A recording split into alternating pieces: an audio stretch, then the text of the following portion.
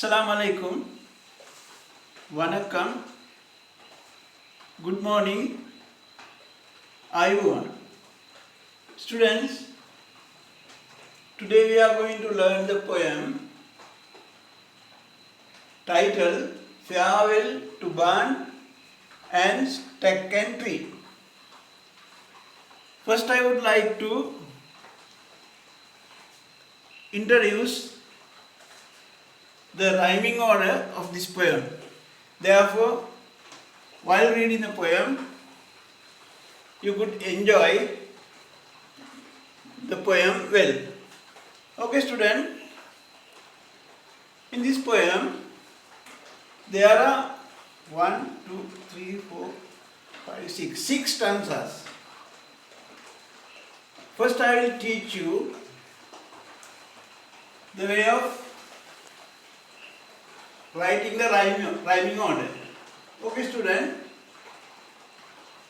I will read only the last word of the lines of stanzas, and later I will read the whole poem. Okay, student. This is the first line, and the last word of the first line is tree. Okay, students, I will mark this word as A. Can you find a word which rhymes with the word A? Does the word show rhyme with the word tree? No. Does the word me rhymes with the word tree? Yes. The word me rhymes with the word tree. Therefore, we can name it as A. Okay. Now we will read the last word of the second line. The last word of the second line is show. I will mark it as B. Okay. Can you find another word which rhymes with the word show? Okay. The word more rhymes with the word show. Therefore, we will mark it as B. Okay. The rhyming order of this poem is A, B, A, B. Okay, students. Now we will move on to the second verse or second stanza of the poem. Okay, the last word of the first line is hill. I will name it as A. Can you find a word which rhymes with the word hill? Does the word dried rhyme with the word hill? No. Does the word side rhyme with the word hill? No. Does the word still rhyme with the word hill? Yes. Therefore, we can name it as E. Okay. Now we will move on to the second line of the last word. The last word of the second line is dried. We will name the word as B. Can you find another word which rhymes with the word dried? The word side rhymes with the word dried. Therefore, we can name it as B. The rhyming order is A, B, A, B. Okay, students. Next, we will move on to the third verse of the poem. The last word of the first line is away. I will mark it as A. Can you find another word which rhymes with the word away? The word day rhymes with the word away. Therefore, I will name it as A. Okay. The last word of the second line is moon. I will name it as B. And the word moon rhymes with the word alone. So, I will mark it as B. Okay. The third verse of the poem also has the rhyming order A B A B. Okay, students. Next we'll move on to the fourth stanza. The last word of the first line of the fourth stanza is shake. I will name it as A. Can you find another word which rhymes with the word shake? The word rake rhymes with the word shake. Therefore, I will name it as A. Okay, now I'll read the last word of the second line. It is by. I will name it as B. The word by rhymes with the word I. Okay. This stanza also has the rhyming order A B A B. Okay. Next I will move on to the fifth stanza. The last word of the first line of the fifth stanza is pride. I will name it as A. Can you tell me a word which rhymes with the word A? Pride. Okay. Pride rhymes with the word Langstein. I will name it as A. Then clean should be B. It rhymes with the word green. It should be B. Okay. This stanza also has the rhyming order A B A B. Now we will move on to the last stanza. We will move on to the last word of the first line of the last stanza. Wait. I will name it as A. The word wait rhymes with the word plate. Therefore, I have marked both the words as A. Okay, next I move on to the last word of the second line, fold. I will name it as B. It rhymes with the word cold. B. Okay. All the stanzas carry the same rhyming order. Okay, students. Next, I hope to say something about the sounds. First, I have to say about alliteration. What is the meaning of the word alliteration, students? Alliteration means refers to the sound of consonants. Okay, I'll mark some words. This one S. All the two words carries the same sound S. Okay, it is an alliteration. Next, I will mark the sound of consonants. What is a consonant, students? How many consonants are there? There should be 21 consonants. Yes, there are 21 consonants. I will name the S sound of the consonants. Here you get one, and you get another one, S sound. Yeah? Okay. Next, I hope to mark the sounds of assonance. What is the meaning of the student assonance? Assonance is repetition of vowel sounds between two neighboring words or syllables. Okay. Okay, I will mark this word. This also assonance. Okay. I explained you about the sounds of the alliterations, consonants and assonance. Okay, students, what sort of poem is it? There are so many kinds of poems.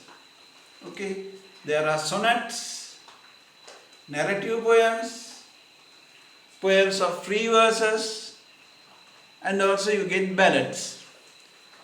Students, can you tell me the kind of the poem farewell to barn and stack and tree? Okay, students, this poem is a ballad and it has the rhyming order A B A B A. Sorry, A B A B.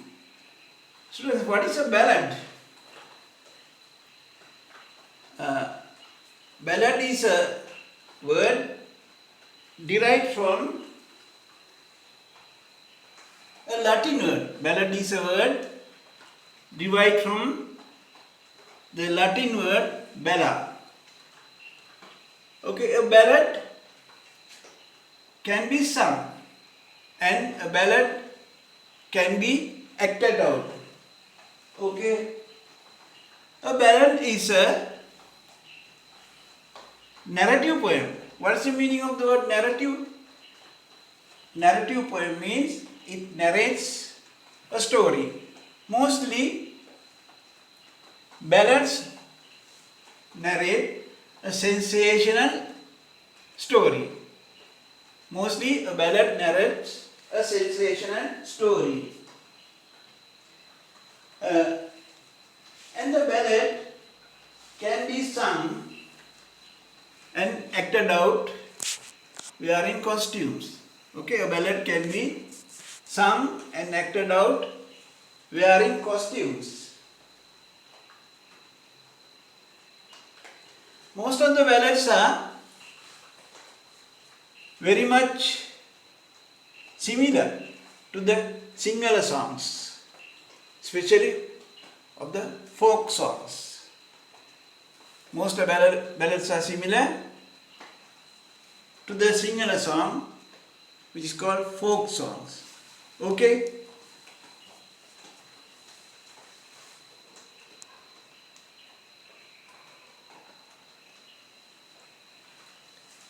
Okay, students. Next, I hope to say that the poem Farewell to Barn, Stack and Tree also narrates a story. Another fundamental characteristic of a ballad is its universal appeal. Every ballad has a specific subject which bears a universal significance. It deals with whole humanity. In ballads, they use the colloquial language. In ballads, they use the colloquial language. I think a ballad is unanimous, but in this ballad, there is a writer. Most of the ballads are unanimous, but this ballad has a writer. I think that this ballad has most of the characteristics of a traditional ballad. Okay, students, I think you would have understood about a ballad. Okay, now we will try to analyze the poem. The title of the poem is Farewell to Barn and Stack and Tree. Students, what is the meaning of the word barn? Barn stands for a storehouse. Okay. And what do you think the word stack stands for? Stack is a heap of hay. And everybody knows the meaning of the word tree. Tree is associated with nature. Okay. I'll read the whole stanza. Farewell to barn and stack and tree. Farewell to servants' show. Tenants, look your last at me, for I come home no more. The first stanza deals, or the first stanza refers about a person who wants to say goodbye to the inmates like barn, stack and tree. Barn, stack and tree. I think that this person may be a farmer of this place. This person may be a farmer of this place.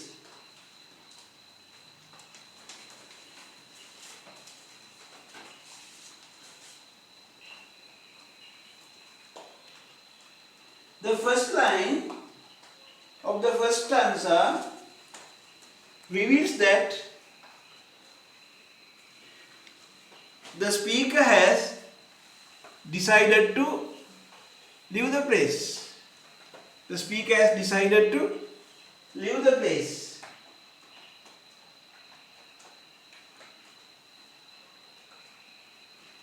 Barn and stack are associated. Barn and stacks are associated with farming. The barn is a storehouse of agricultural product, and stack is a heap of hay. The word tree symbolizes with nature. In the second line, farewell to servant shop. What is the meaning of this? It is a river, and the poet wants to say goodbye to the river. It is clear that the speaker lives in the countryside where the river flows. Tenants, who may be his inmate friends in the village. The last line, for I come home no more, suggests that the poet does not wish to come to this place again. Okay students, now I will move on to the second verse or the second stanza. The sun burns on the half-moon hill. By now the blood is dried, and Morris amongst the hay lies still, and my knife is in his side. Okay students, what do you think the second stanza say about? The second stanza reveals a murder. Okay, the second stanza reveals a murder by the speaker. The speaker had assassinated another person. He has killed Morris, and he still lies among the hay. You see, Morris lies still among the hay. It is the daytime that the sun is hot and burns on the half moon. The speaker may have killed his brother while reaping the harvest. Now the blood is dried due to the sunshine. The speaker provides witness for his assassination because his knife is by the side of the dead body. Therefore, it is an evidence that he has committed the murder by stabbing him with his knife. Okay, he has stabbed him with his knife. Okay students, now we'll move on to the third verse. My mother thinks us long away, It's time the field were mown. She had 2 sons at rising day. Tonight she'll be alone. The third stanza says something about two people. They are the speaker and his brother. Sometimes these two could be brothers of the same family.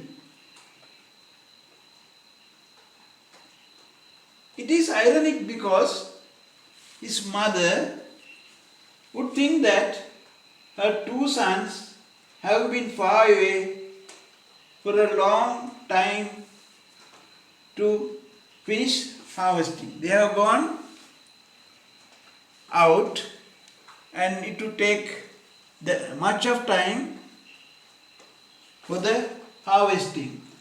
Further, it is more ironic that his mother had 2 sons in the morning, but tonight she has no one. Okay, now the mother is under the impression that her 2 sons had gone to a faraway remote agricultural background, and she thinks that they'll be reaping the harvest.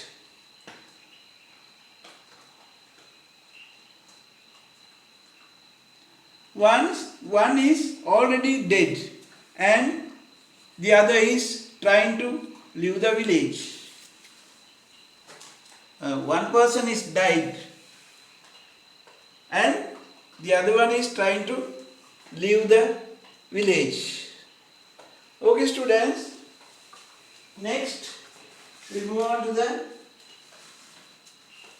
fourth stanza. And here's a bloody hand to shake, and oh man, here's goodbye. We'll sweat no more on scythe and rake, my bloody hands end. Okay, students, now we'll move on to the fourth verse of the poem. The further stanza shows about the relationship between Terence and the speaker. He is guilty conscious about the assassination. He is worried that he has wished goodbye to his friend, shaking with his bloody hand that he killed his brother.